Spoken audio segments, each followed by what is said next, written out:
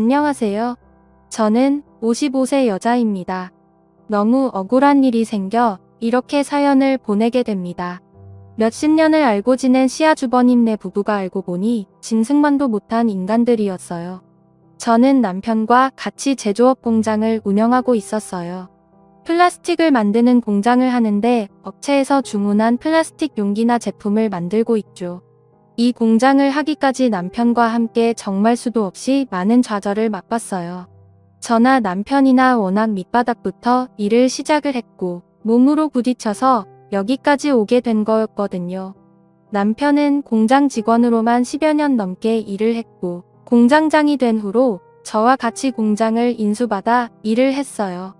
공장하면서도 별일이 다 있었는데 기계를 납품한다고 돈을 가져가고 안 가져와서 사기를 당한 적도 있었고 대금이 밀린 채 부도가 날 회사 때문에 저희 공장도 휘청한 적이 한두 번 있었어요.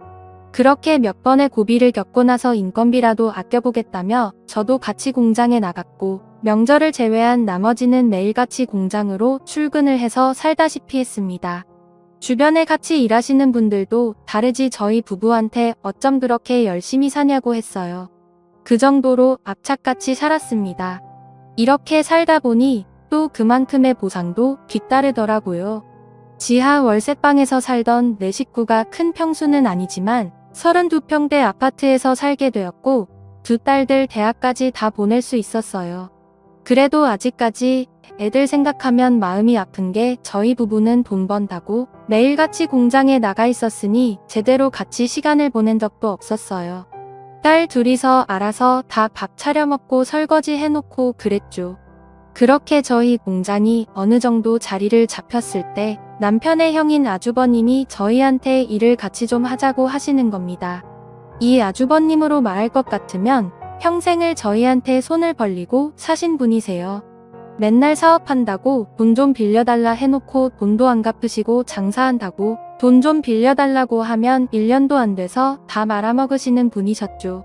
얼마나 뻔뻔한지 돈 좀 갚으라고 하면 가족끼리 야박하게 무슨 돈을 갚냐고 하셨어요. 워낙 저희 남편 성격이 착해 빠지고 정이 많아서 시댁 식구들이 죽겠다고 죽는 소리 하면 다 도와주곤 했어요. 남편의 이런 성격이 남들한테는 100이어도 저한테는 0점이었네요. 그리고 아주버님이 이렇게 더 기고만장했던 게 시어머니가 한몫하셨는데 저희 어머니는 본인 큰 아들이면 아주 사족을 못 쓰세요. 같은 아들이어도 장남이 최고라며 장남이 하는 말이면 무조건 다 맞다고 하셨죠. 한 번은 시어머니가 저희 남편한테 네 형이 지금 돈 때문에 힘들어하는데 동생이라면 형님이 돈 좀 쓰세요 하면서 얼마 주워주고 그래야지 너는 공장하면서 돈 벌고 있는데 이 형은 지금 직업도 업장이야 하시는데 저는 그런 어머니한테 안 된다고 했어요. 그러니 새노인네가 기운도 좋으니 저한테 빽소리를 지르며 식구들 다 있는 데서 표독을 퍼겁니다. 너는 남의 집 식구 주제에 네가 뭔데 돈을 줘라 말아라 하고 있어. 겁대가리 없이 우리 큰 아들이 하는 일에 업혀가면서 그 공장이 네 공장이냐 너는 그냥 쥐 죽은 듯이 시키는 거다 해라. 어딜 남자가 하는 일에 나서고 있어 하셨어요. 그러니 형님도 말했습니다. 동서 참말 서운하게 한다.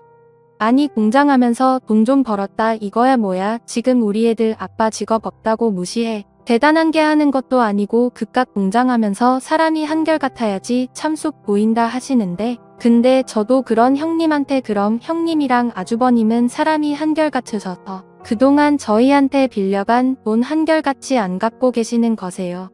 형님야말로 그 밥에 그 나물이라고 아주버님하고 똑같으시네요. 했어요. 매번 참고만 있었는데 할 말 다 했죠. 그러니 제 말이 끝나자마자 시어머니 신고 있던 슬리퍼를 저한테 던지면서 나가라고 소리를 치셨어요. 그렇게 못 베어먹은 애가 집에 들어오니 눈에 뵈는 게 없지 하셨죠. 그러면서 너는 이런 대우받아도 싸다 하셨네요. 시댁 식구들 다 이런 식이었어요. 결국 남편은 본인 형을 직원으로 채용을 했어요. 근데 아주버님 3개월 정도 일하고 나오지도 않았죠. 제가 오죽하면 남편한테 당신은 어디서 주워온 자식 아니냐고 했어요. 그나마 남편이 제일 멀쩡했거든요. 그러다 제 나이 50되던 해 남편과 슬슬 노년을 계획해야 할 때 커다란 시련이 닥쳐왔습니다. 저희 남편이 하늘나라에 가게 되었어요. 급성 심근경색으로 사망을 하였는데 공장에서 혼자 있다가 그렇게 된 거였어요. 하필이면 그날 저희 둘째 딸이 대학 근처에 자취방을 알아봐야 돼서 제가 수원으로 올라기야 했거든요. 제가 공장에 없을 때 이런 일이 생긴 겁니다. 옆 공장 사장님이 저희 남편한테 같이 점심 먹자고 하러 갔다가 사무실에서 남편을 발견했고 저한테 연락이 왔어요. 저는 그 얘기를 듣자마자 바로 내려갔고 남편이 있는 병원으로 갔는데 이미 시간이 많이 지난 상태였다고 하더라고요. 그날 제가 딸한테 안 갔더라면 남편을 살렸을 텐데라는 후회가 정말 물 밀듯이 밀려오고 죄책감까지 들었어요. 그리고 남편 장례식장에서 또 한 번 시댁 식구들과 한바탕 난리가 났어요. 쓰레기 같은 단토도는 무부와 시어머니가 저희 남편 장례식장에서까지 돈 얘기를 했더라고요. 장례식장 식사하는 데서 셋이서 쑥덕거리는 걸 제 친구가 듣고 저한테 얘기를 해줬는데 정말 장례고 뭐고 죄다 뒤집어 엎어놓고 싶었습니다. 여태까지 아주버님이 저희 부부한테 빌려간 돈이 총 7천만 정도 되었거든요. 근데 그 7천만 원 얘기를 하며 엄마네가 둘째한테 빌린 7천만 원은 이제 안 갚아도 되는 거겠지라고 했대요. 그러니 시어머니가 아주버님을 팔로 슬쩍 치시냐 당연하지. 그 돈은 안 갚아도 되는 거야. 평생 그 돈 갚으라는 소리 들었는데 이제 둘째까지 죽은 마당에 그걸 뭐하러 갚냐라고 하셨다네요. 그러니 형님도 어머 그럼 우리 그 돈 안 갚아도 되는 거야? 우리 완전 개탄네 하면서 7천만 원 안 갚아도 되는 대신 상주 역할 톡톡 해야겠네라고 하셨대요. 그러니 아주버님이 그의 7천만 원 대신 둘째 가는 마지막 날까지 옆에 잘 있어주면 되는 거야 라고 했대요. 진짜 이 인간들 사람인가요? 이 판소리 짓거렸으면서 시어머니는 장례식장 오자마자 주저앉으면서 대성통곡을 했고 저한테는 너 때문에 우리 아들이 죽었다며 우리 아들 당장 살려내라고 했었죠. 지금 생각하니 진짜 가증스럽기 짝이 없었네요. 그리고 화장터에서 난리치는 시어머니한테 어머님 이제 와서 우리 아들이라고요. 언제 저희 남편 아들 취급이라도 해주셨어요? 어머님한테 저희 남편은 돈 갖다 바치는 기계 아니었냐고요. 하니 아주버님이 제 수식어 참말 이심한 거 아니요 라고 하는데 그런 아주버님한테도 아주버님도 그렇게 말씀하시면 안 되죠. 저희한테 가져간 돈만 자그마치 7천만 원이에요. 근데 애들 아빠 장례식장에서 8천만 원 안 갚아도 된다는 그딴 소리를 하고 있으세요. 하니 형님이 꼭 오시며 하니 솔직히 맞는 말 아니야. 서방님도 돌아가셨는데 우리가 갚을 필요는 이제 없긴 하지라고 하는데 그런 인간들한테 니들은 이제 남이라며 여기 있을 자격도 안 된다고 가라고 했어요. 나중에 후환이 두렵지도 않냐고 했네요.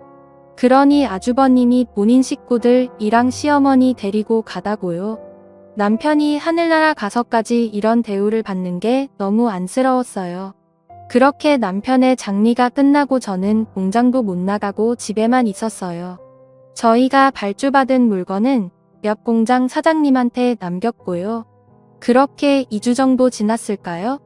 옆 공장 사장님이 급하게 전화가 온 겁니다. 그러면서 사장님 공장 내놨어요 라고 하는데 저는 무슨 소리냐고 했어요. 그러니 지금 어떤 사람들이 와서 견적 알아보고 시세 파지고 있는데 그 말 듣자마자 공장으로 달려갔고 아니나 다를까 아주버님네 부부가 떡하니 팔짱을 끼고 공장을 이리저리 돌아다니는 겁니다. 앞서 말했듯이 아주버님을 직원으로 채용했을 때 그때 아주버님이 저의 공장 키를 가지고 있었거든요. 그게 화근이었죠. 그리고 제가 공장에 갔을 때 이미 공장에 있던 기계들은 어디 갔는지 온데간데 보이지 않았어요. 저는 아주버님한테 기계를 다 어디 갔냐고 했어요. 그러니 말 같지도 않는 소리를 하는 겁니다. 아, 그 기계가 오래돼서 기름칠이라도 다시 하려고 수리 맞겠어요 라고 하는데 아주버님 무슨 말 같지도 않는 소리를 하세요. 기름칠하려고 몇 톤씩 되는 기계를 옮겨요? 설마 기계 다 갖다 팔았어요? 라며 미친 사람처럼 소리를 질렀어요. 그러니 아니 재수씨는 보름 동안 공장도 안 나온 주제에 책임의식도 없이 이제 와서 뭐 하자는 거예요? 이렇게 책임도 못 지는 공장 갖다 팔아버려야지 라며 내가 기계 팔았어요. 왜요? 라고 당당하게 얘기를 하는 겁니다. 저는 그런 아주버님한테 쌍욕을 하며 네가 진짜 사람 새끼냐고 했어요. 이런 말하면 당연히 안 되는 걸 알지만 이 상황에서 좋은 말이 나올 수가 없었어요. 니들이 뭔데 우리 부부가 평생 일길론 자리를 니들이 뺐냐고 했어요. 그러니 아주버님은 이 공장 이후에 재수씨께라며 공장도 이렇게 방치해놓고 제대로 관리도 못하는데 이 공장 엄연히 우리 동생 거고 나는 우리 동생이랑 피가 섞인 형제야. 형제가 대신 공장 정리해주고 있었는데 이게 어딜 지금 나타나서 행패야? 행패는 왜 우리 동생 돈이 탑이나 한가라고 하는데 이 사람들 진짜 미친 게 아닌가요? 저는 아주버님 내 부부한테 니들 이거 범죄야. 범죄 니들이 지금 무슨 짓을 했는지 모르지. 뭐 동생 거라서 대신 정리를 해주고 있다고 법으로 그렇게 해도 된다고 그래. 니 이것들이 아주 콩밥 먹어야 정신을 차리겠네. 어딜 겁대가리 없이 남의 소유물에 손을 대하며 경찰서에서 보자고 했어요. 그리고 저는 곧장 경찰서로 갔고 아주버님네 부부 절도죄로 고소를 했습니다. 그리고 고소장이 접수가 됐는지 시어머니랑 아주버님 부부가 저를 찾아와서 기계 판 돈 돌려줄 테니까 고소 취하하라고 하더라고요.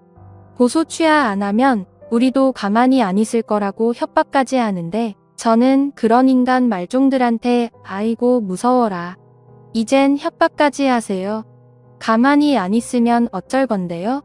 협박까지 추가로 고소 한 번 더 해드려 했어요. 그러니 형님은 어떻게 가족끼리 고소를 안 하며 서방님이 살아계셨던 동서가 하는 일 보고 가만히 있겠냐고 하는데 저는 그런 형님한테 우리 애들 아빠가 살아있었으면 저한테 아주 잘했다고 박수라도 쳐줬겠죠. 당신들은 콩밥 먹고 제대로 정신 차려야 갱생이 될까 말까 하는 인간들이라고 했어요. 아주버님 내 부부는 경찰서 출석해서 조사를 받았는데 아는 업자한테 거짓말까지 해가며 기계를 팔았더라고요. 제가 대신 팔아달라고 했다네요. 그렇게 기계 판 돈이 자그마치 1억이 넘었고 경찰서에서 대질 조사받을 때 그 돈 다시 돌려주면 되지 않냐고 하는데 수사관도 어이없어 하시며 그게 다시 돌려준다고 되는 일이냐고 하시더라고요.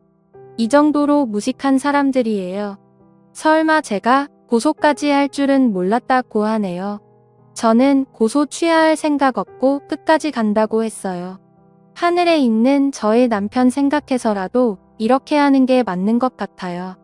시어머니는 시도 때도 없이 저를 찾아와선 동네방네 소리를 지르며 집안에 여자 하나 잘못 들어와서 우리 집을 풍비박산 낸다고 여기 악마가 살고 있다고 하시는데 그럴 때마다 전 시어머니 대꾸도 안 하고 경찰 불렀습니다.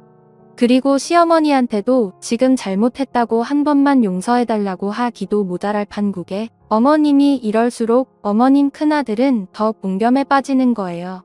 그것만 알고 라고 했습니다. 여자가 한을 품으면 온 6월에도 서리가 내린다는 말이 꼭 제 얘기 같았어요. 아주버님 내 부부는 변호사까지 선임해서 1심 재판 받았는데 촉법으로 징역 6월 선고받았어요.